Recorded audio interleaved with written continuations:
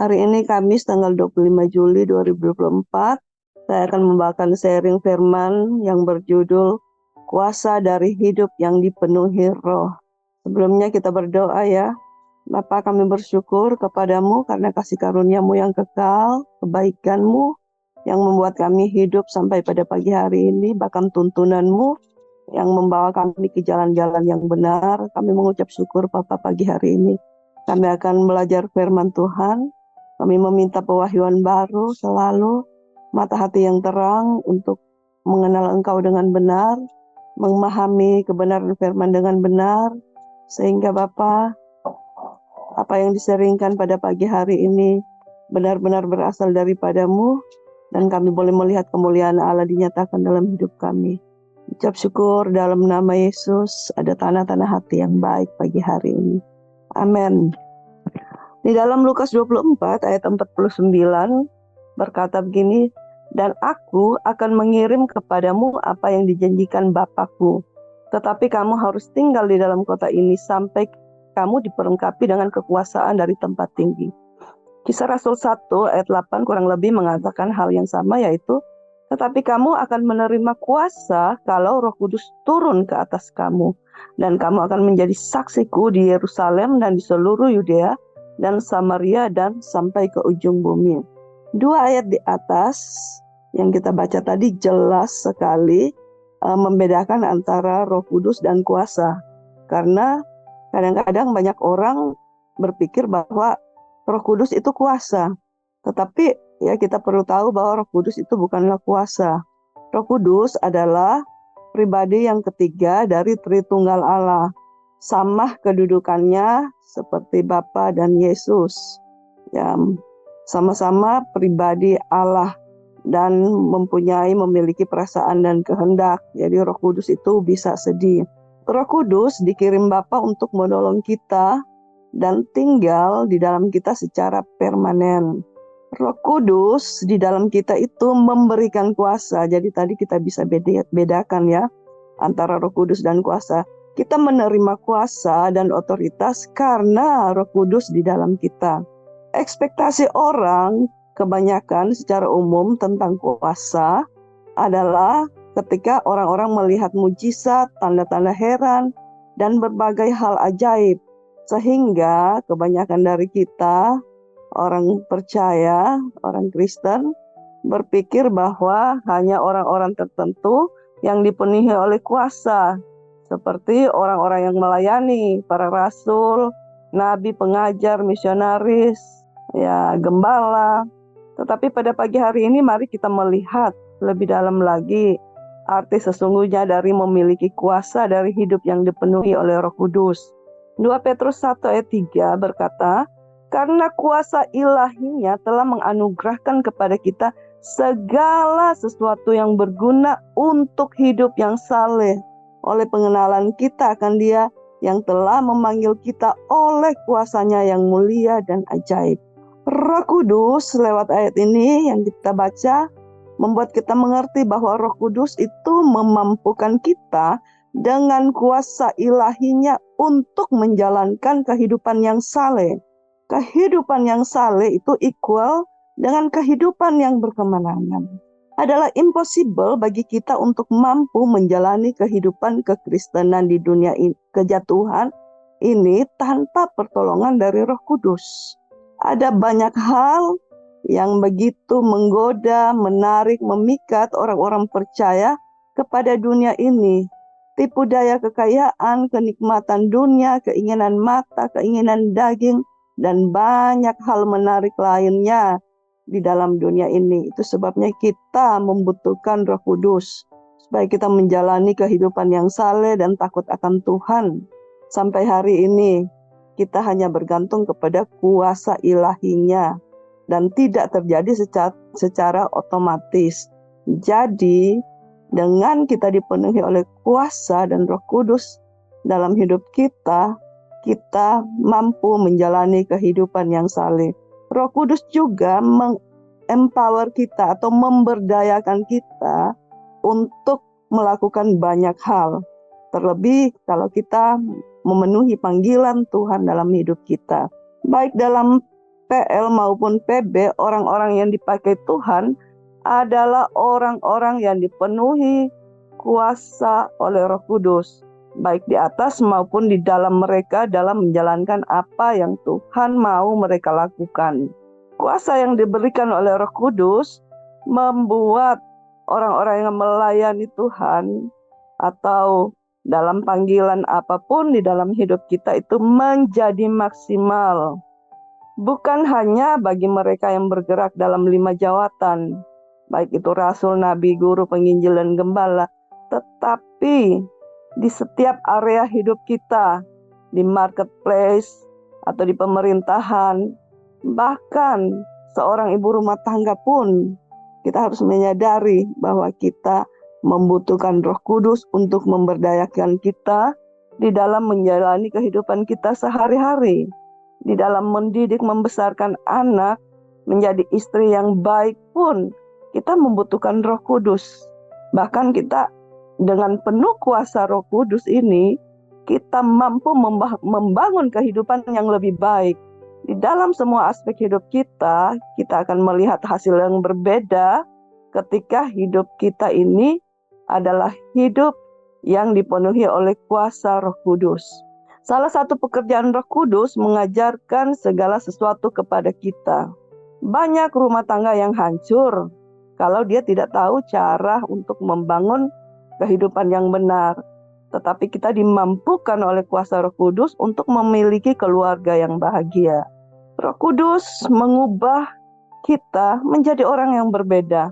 1 Korintus 1 ayat 26 berkata, "Ingat saja saudara-saudara, bagaimana keadaan kamu ketika kamu dipanggil. Menurut ukuran manusia, tidak banyak orang yang bijak, tidak banyak orang yang berpengaruh, tidak ada banyak orang yang terpandang.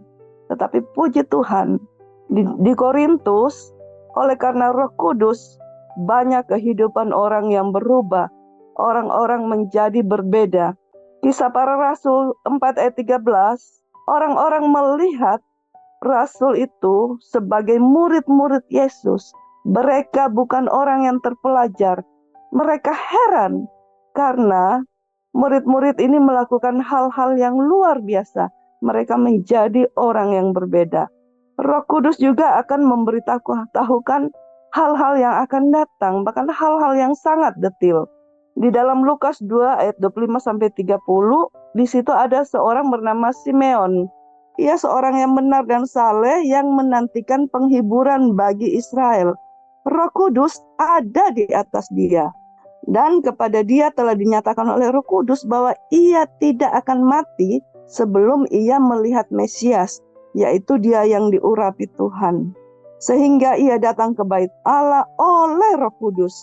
Ketika Yesus masih anak-anak dibawa masuk oleh orang tuanya ke dalam bait suci, sesuai dengan ketentuan hukum Taurat, ia masuk ke bait suci dan Simeon ini melihat Yesus yang masih anak-anak dan mengambil menatangnya sambil memuji Allah, katanya, "Sekarang Tuhan, biarkanlah hamba-Mu ini pergi dalam damai sejahtera karena sesuai firman-Mu, sebab mataku telah melihat keselamatan yang daripada-Mu."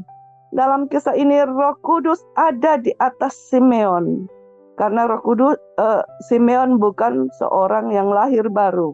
Karena Yesus belum mati dan Roh Kudus belum dikirim. Tetapi Roh Kudus secara detail bisa memberitahukan kepada Simeon hal-hal yang akan datang. Bahkan hal-hal yang ada di dalam diri Allah, hal-hal yang tersembunyi di dalam Allah. Simeon bisa berada di tempat yang tepat, saat yang tepat, dan menyambut anak yang tepat itu, dan dia bisa mengalir di dalam urapan dan kuasa Roh Kudus. Bukan hanya kepada Simeon, tetapi kepada kita semua. Karena Roh Allah tinggal di dalam kita, kita akan lebih-lebih lagi dikuasai dan kita bisa mengalir dalam kuasa Roh Kudus, sehingga kita juga bisa mengetahui hal-hal yang akan datang, bahkan hal-hal yang detil-detil di dalam hidup kita. Roh Kudus bisa memberitahu kita. Yohanes 2 ayat 20 berkata bahwa kamu telah beroleh pengurapan dari Yang Kudus. dan dengan demikian kamu semuanya mengetahuinya. Karena kepada kita Allah telah menyatakan banyak hal oleh Roh Kudus. Sebab Roh Kudus itu menyelidiki segala sesuatu. Bahkan Roh Kudus menyelidiki hal-hal yang tersembunyi di dalam diri Allah. Dan Roh Kudus menyatakan segala sesuatu itu kepada kita. 1 Korintus 2 ayat 9 berkata, apa yang tidak pernah dilihat oleh mata, tidak pernah didengar oleh telinga, dan yang tidak pernah timbul di dalam hati manusia, semua hal ini disediakan Allah untuk kita. Apa yang tidak pernah timbul ini di dalam hati kita dan tidak pernah didengar oleh telinga itu dinyatakan oleh Roh Kudus kepada kita. Karena kita tidak menerima roh dunia, tetapi roh yang berasal dari Allah, supaya kita tahu hal-hal yang dikaruniakan Allah kepada kita. Karena tidak semua orang mengetahui apa yang Allah karuniakan. Itu hanya dinyatakan kepada orang-orang yang dipenuhi oleh Roh Kudus. Itu sebabnya banyak orang menerima hal-hal yang tidak dikaruniakan Allah di dalam hidupnya, seperti sakit penyakit, kemiskinan, masalah, kehancuran hubungan, kegagalan, dan banyak hal-hal negatif lainnya yang dia anggap itu berasal dari Allah. Kita tahu apa yang Allah karuniakan kepada kita karena ada pewahyuan dari Roh Kudus dan kita mengalir di dalam kuasa Allah. Kita punya kuasa kalau Roh Kudus turun atas kita. Kita adalah orang-orang yang bisa memanifestasikan kuasanya, menyembuhkan orang sakit, membangkitkan orang mati, dan hal-hal yang Yesus lakukan, kita pun dapat melakukannya. Tetapi sebelum kita melakukan hal-hal besar lainnya itu, pertama-tama kita harus menyadari bahwa kuasa itu memenuhi hidup kita, karena kita ini adalah orang-orang yang dipenuhi oleh Roh Kudus. Sehingga kita harusnya menjadi orang-orang yang mengaplikasikan roh Allah di dalam kehidupan kita sehari-hari, mulai dari hal-hal yang kecil. Kita harusnya familiar dengan kuasa Allah itu. Sehingga apabila kita terbiasa mempraktekkan kuasa Allah, mengaplikasikan itu sehari-hari di dalam hal-hal kecil, maka kita sanggup melakukan hal-hal yang besar. Karena seperti itulah kerajaan Allah bekerja, yaitu setia dari perkara-perkara kecil akan dipercayakan hal-hal yang besar. Kita harus menjadi familiar menggunakan kuasa dalam hal-hal kecil. Melatihnya memindahkan gunung-gunung kecil.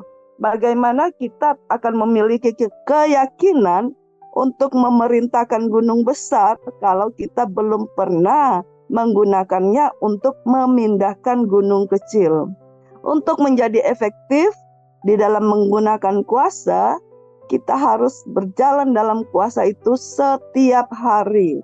Efesus 3 ayat 20 berkata, bagi dialah yang dapat melakukan jauh lebih banyak daripada yang kita doakan atau pikirkan, seperti yang ternyata dari kuasa yang bekerja di dalam kita. Kita garis bawahi kata kuasa yang bekerja di dalam kita. Itu artinya kuasa itu selalu aktif di dalam hidup kita, tidak pasif. Sehingga ketika kita melakukan hal-hal yang besar lain, menyembuhkan orang sakit, itu mengalir dari kuasa yang selalu aktif di dalam hidup kita setiap saat. Karena sudah jam 6:01, saya tutup sampai sini sharing firman pada pagi hari ini. Terima kasih.